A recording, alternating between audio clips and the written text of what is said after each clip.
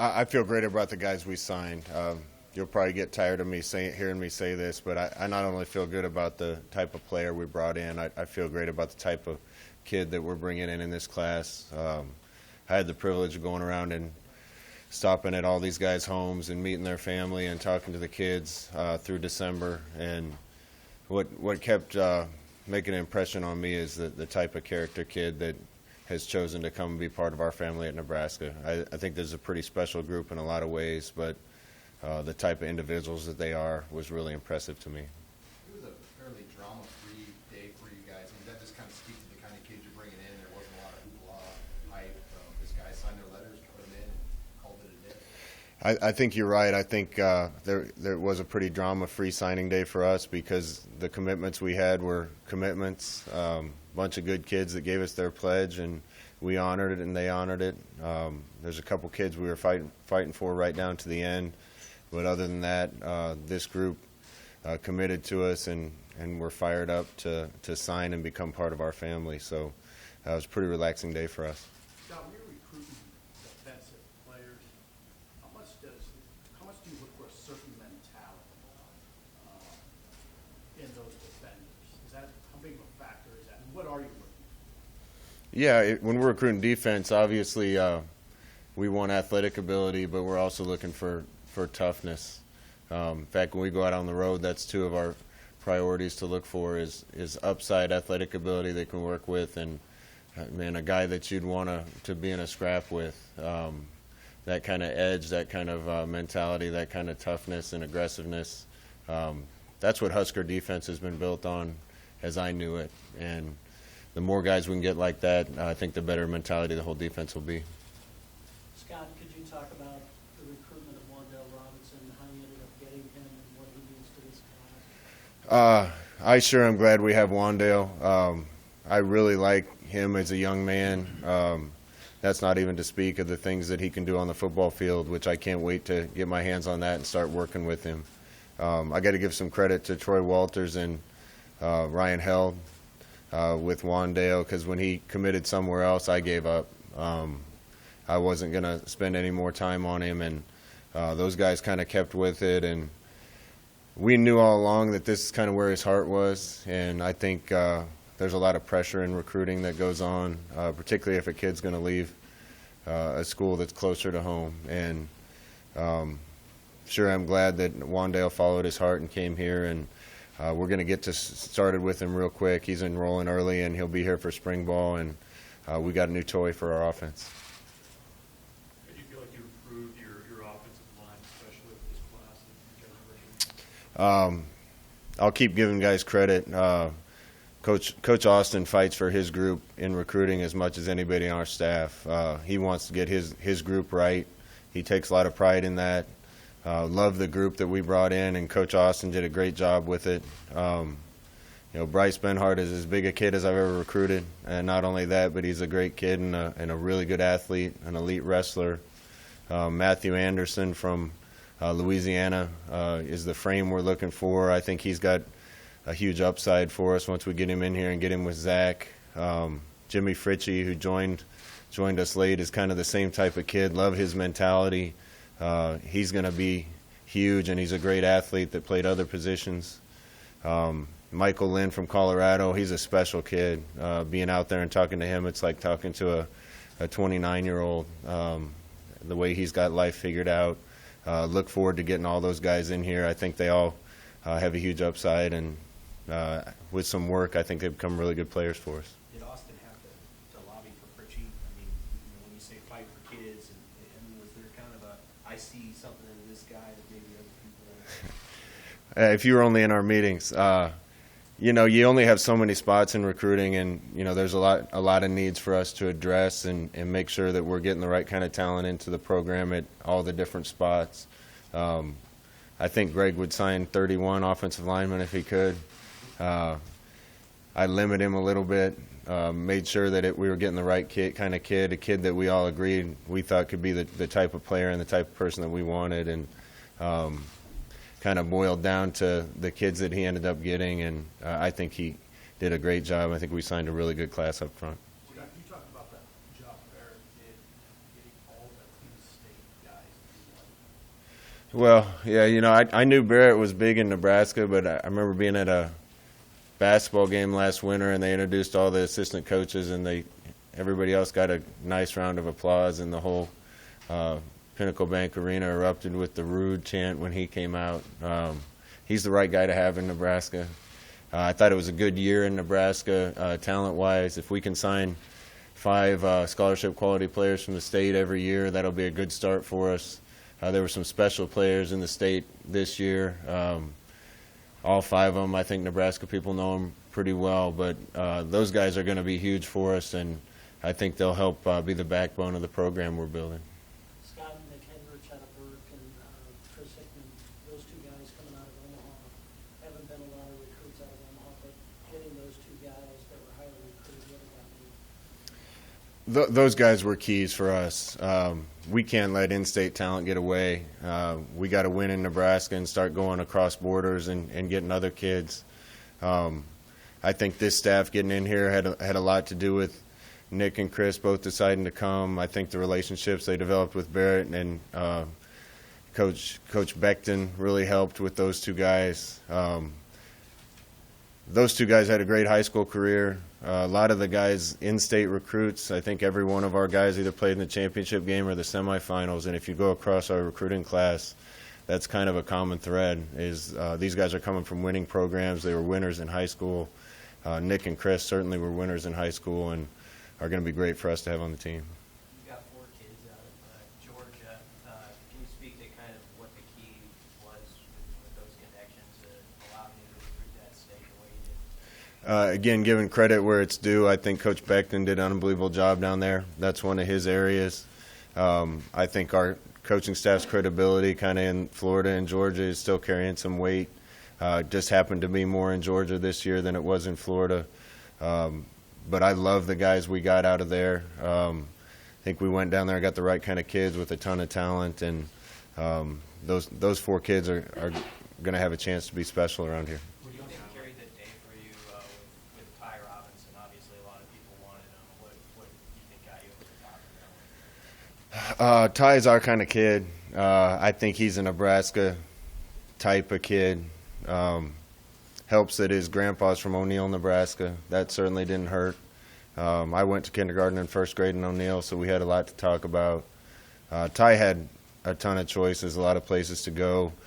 Coach Dawson deserves a ton of credit for that. I don't know if I've seen one coach work as hard for one player as Coach Dawson did to get Ty.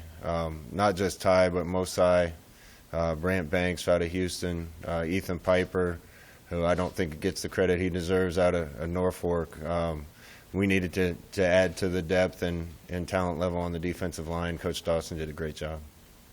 You guys had Ronald Hopkins, who has been hurt quite a bit the last couple of years, but you see some talent there. How do you evaluate that? What kind of player can he be? Ronald's a guy that other people tried to come in on here late. I think if Ronald would have stayed healthy this year, it might have been tough for us to hold on to him with all the people that would have come after him. One thing I take pride on with our staff in recruiting is that we're as honest as we can be. And when we give people our word or say something, we mean it. When a kid's committed to us, we're committed to them. And even if somebody gets hurt, we're going to see them through that injury, bring them here even if they can't play. I think that means a lot to kids, means a lot to parents. And Ronald went down early on in the season. If you watch his highlights from this year before he got hurt, I think he has a chance to be special. And I think he's doing well in his rehab process. We'll see how healthy he is when he gets here, but I know I expect great things from him. Scott, what did you see from Luke early in the process that you guys were ready to make him the quarterback of the class when he hadn't really played that position in the whole time capacity? Well, Mario takes pride in recruiting quarterbacks just like he takes pride in coaching quarterbacks. Since I've been with Mario, we've had one of the best quarterbacks in the country every year that I've been with him. And the way that he goes about it is very meticulous. I think we had a group of 3 or 4 kids that we thought fit us and were the right type of kids. As we got to know Luke, we kind of started leaning in that direction, and he called and wanted to commit, and we were excited about it. Love his athletic ability, love his mentality. He throws it really well, too. I think that really improved this year, and he's going to get a chance to get in here early as an early enrollee and get involved with spring ball, so we can't wait to have him. How important was recruiting? Length and size, both on the offensive and defensive lines, and then, you know, if you look at your defensive backs, they're 6'2", 6'3", 6'3". It appears that size was a consideration in the class. How important was that? How much you guys look at? Yeah, I said this after the Iowa game, but there was a few games this year where, looking across the 50 at other people warming up, I thought teams were bigger than us, and that's not supposed to happen at Nebraska. The Nebraska I know is bigger, stronger, and more physical than other teams. We certainly have some of those guys on our team right now, but we need more of them. We wanted to get bigger, particularly on the two lines, but also in other areas and other positions. And we weren't just recruiting size; we wanted good players and good athletes. And I think we were able to fill those needs for the most part. For you guys as the staff, just to have 23 signed, I mean, will this be the first time you've been able to really breathe and catch your breath at Nebraska in this last 12 months to kind of have this stretch behind you? Yeah, it never ends. You know that.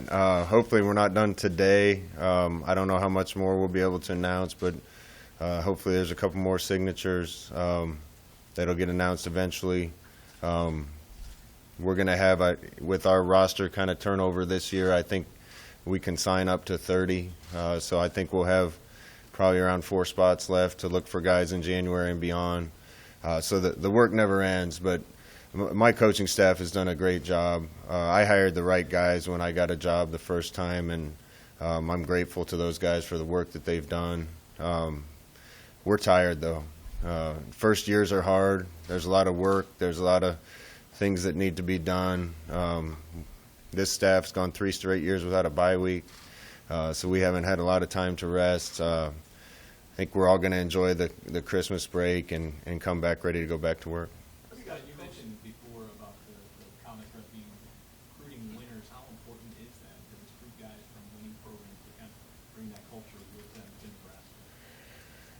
Nebraska? Well, people that know how to win and expect to win. And I don't think it's any accident that if you have a bunch of winners in your program and kids that come from winning high school programs, that's going to lead to good things. I got to say thank you to all the high school coaches whose kids are coming our way. Like I said, going around and seeing the type of seasons that all these kids had, I don't think there's one that wasn't in the playoffs or didn't go deep into the playoffs or win championships or play for championships. And I hope that's their expectation when they get here, too, because that's where we're headed. What are some of the things you look for when you try to identify some guys that have a chance to contribute early? I say this to the recruits all the time. We wouldn't be recruiting them from a physical standpoint if we didn't think that they could come in and play for us. We're always trying to recruit the best we can, and the guys we're recruiting we think have the athletic ability and skill to come in and play. Usually the biggest factor in determining whether somebody plays or not is their level of maturity and if they approach their preparation and approach football like a pro and like an adult. So usually that has more to do with whether they get on the field their freshman year than anything else. I tell guys to come in and dive in, go full speed. Don't dip your toe in the water. I'd rather see guys tackle the wrong guy full speed than the right guy half speed. And the guys that come in and just let it rip, usually you can see it right away, and those guys are typically ready to try to contribute. What do you like about Darian Chase and Jamie Nance each, and maybe also just as a pair of receivers in the class? Yeah, those two added with Wandale, who's going to be kind of a hybrid for us, I think is a really good start to adding to our receiver talent and depth. Jamie had a great year down in Oklahoma. He can really run. I mean, he can go. I'm anxious to see what he can run a 40-yard dash in when he gets here because his 100 time is really good. Had kick returns in high school, played defense, did a lot for his high school football team. Great kid. We're excited to have him. Darian, we kind of got in on late. My first conversation was with his father, who was a Special Forces military guy, and we hit it off right away. Darian's team won a state championship. I was actually at the high school the day they were having the get-together to celebrate it. And he's a winner. He's playing basketball. He's an athlete.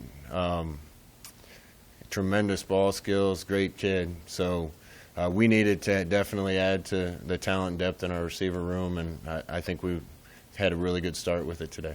You got guys from Washington, New Jersey, Kentucky, Colorado, Georgia, all offensive skill players. What does that speak to the brand that you guys have already built of offense here and how well that travels around the nation? Yeah, if you're a football fan and you followed our offense, I think you see what type of firepower it has, and I think that lends itself to having recruits want to come play in this offense. We had a great start, covered a lot of ground in year one offensively, still want to get better. But speaking to the last job we had, they were second to last in the country in offense when we got there, and after 2 years, we were the #1 scoring offense in the United States. And this one's headed in the same direction, particularly with Adrian at the controls. I wouldn't trade him for anybody in the country, and if I was a skill player on offense, I'd want to come play with a guy like that. How do you focus, or do you focus on a position group, a side of the ball over the next, month and a half? What do you look at during that time? Yeah, we're gonna let the dust settle, see how many spots we still have. It's gonna be a best available player that we can get to Lincoln for the most part. I think there's still some things we'd like to add. I think we need to improve our depth at outside linebacker and pass rusher, so we'll keep our eye out for that. If there's another young receiver that we can add, I think our depth there has been really not where we want it to be through this first year. I think we could still use a young corner to try to get in here and develop and see if they can help us. So those are kind of areas that we're looking, but it doesn't really matter. Skill player on offense, D-line. If we find a guy that we think can move the needle and help us win games in the Big Ten, we're going to take him. You said your depth wasn't really where you wanted it to be as far as receiver. When you're talking with Troy about the type of players you want to recruit for that receiver room, what's the balance between guys like Wandale and guys like Darian Chase? Ideally, I just want 5 guys on the field all the time that can hurt you if you leave them open. And we certainly use guys in different roles in different ways. We kind of have had outside receivers that are straight outside receivers, and we've had running backs playing slot, and we've had slots playing running back, and guys that can do multiple things, and we've had running back types playing Z and X for us before. So I just want 5 skilled players on the field all the time that are dangerous, and the way our offense is able to distribute it, once we get that way, we're going to be tough to stop. How do you approach the grad transfer market in the coming months? Do you anticipate adding any grad transfers for January? We're definitely going to keep our eyes open. There's a couple positions where I think we could benefit from having a guy that's ready to come in and play right now. And if we find the right guy, particularly at the right position, we'll take a hard look at that. So, with 3, 4, 5 spots, whatever it's going to be left, we certainly aren't going to be hunting for every one of those. But if it's the right guy, we're definitely going to be open to it. You're looking at junior college players, the difference between January and May or June seems like these days. So are you willing to still take a junior college guy who's not going to be here mid-year? Yeah, junior college players, the farther we get into the development of this program, I think our need for that will go down a little bit every year. We're still willing to take those guys. At certain positions, it probably matters more than others to get in here for spring ball. But if it's the right kid, we'll bring them after May, too. So, again, if we have spots left after today, it's going to be the best we can get, guys that fit us the best, whether it's a grad transfer, a junior college kid, or a high school kid. Scott, in terms of guys coming in early, how many do you see of these 23 to start? And how important is it for a guy to come in early if they want to make an impact early? I think by my last count, if I'm not mistaken, there's going to be 6 early enrollees. We'll have to see how it all shakes out. I've seen it work both ways. I've seen guys not get here until summer or get to school until summer and contribute greatly their freshman year. It does help to get that spring ball under your belt. I think it gets you a little more familiar with the scheme. It gets you comfortable with the team, and maybe most importantly, it gets you used to going to college and having to deal with a college lifestyle. I hope we have players that are here early that help us next year. I hope we have players that aren't coming until summer that help us next year. So I'm excited about this class, and I think this group is going to be mature enough and ready enough to come in and compete. What was the thinking behind taking the whole staff or most of the staff to a couple spots, two at a time? And then how much organization does it take to get all 11 of you in the same place at the same time? Well, see, at this time of year, a lot of the coaches have been around each other a lot, and all our little habits are starting to wear on each other. So I'm always careful to bring everybody together. But there was a few kids here down the stretch that we wanted them to know how important they were to us, and we kind of intentionally put them off to the end to give us the best chance to try to be as late into the home as we could. And boy, they were fun. You know, we were at Ty's house with the entire staff. There was some cornhole going on, some ping pong, a little bit of basketball, a bonfire, and a camel. And a dog that can go get waters out of the fridge on command for you. So it was a fun night, and that one ended up paying off for us. Could the camel get water too? Calvin the camel, I don't know. I thought camels carried water around with them. Have to check on that. You got a sense of when Andrew Bunch might be the answer on that, whether it's going to stay there? Yeah, I don't want to get into Andrew's business too much. I really like the kid, and I want what's best for him. I think talking to him, he just wants to explore his options and see if there's a place out there where he can get on the field and play, or might have a better chance to get on the field and play. If he doesn't find it, we'll welcome him back here with open arms. He's been a great teammate and a great part of our team, and I want what's best for him no matter what he decides. Hey, you're a proponent of the 18 playoff, and the last couple of weeks there's been multiple news stories of quoting coaches and two conference commissioners saying that they're willing and open to expanding the playoff. The team you used to coach didn't get in it again this year, even though they won 25 in a row. Do you still feel very strongly about expanding that, and given the recent conversations, and encouraging you to see what's happening? I'm a proponent of 8-team playoff. I have been. I'll keep this short for you, but it needs to be the 5 major college conference champions and 3 at large. I think that makes the most sense. Then a team like UCF this year or last year would have a chance to go compete for it. Take the case of the Big Ten this year. If Northwestern would have beat Ohio State in the championship game, I think they win the Big Ten. They deserve to be in. Ohio State probably deserved to be in then too, at 11-2, or if they were 12-1 and lost in that game. I think that gives you the best chance to solve it on the field. Any sport where it's solved on the field and not in a committee room is a better sport to me. And I'll continue to push this. I don't think college football is fair and equitable until every conference plays the same number of conference games. If we get those two things fixed, I think college football will be in a better place. One more. What's your message to the team here as they head out on Christmas break and just get ready to come back to strength and conditioning and everything in January? I think they know what they're in for when they get back, but I think they're looking forward to it.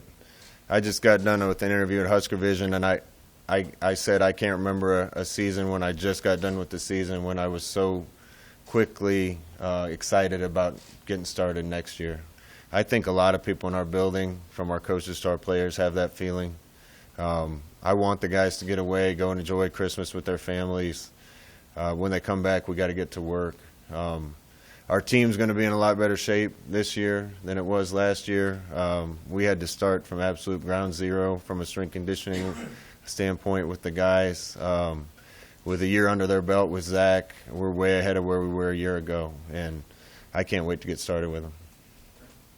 Last thing I'd say is I want to thank a few guys that never get named very often, but Sean Dillon and Ryan Callahan and Trent Mossbrucker.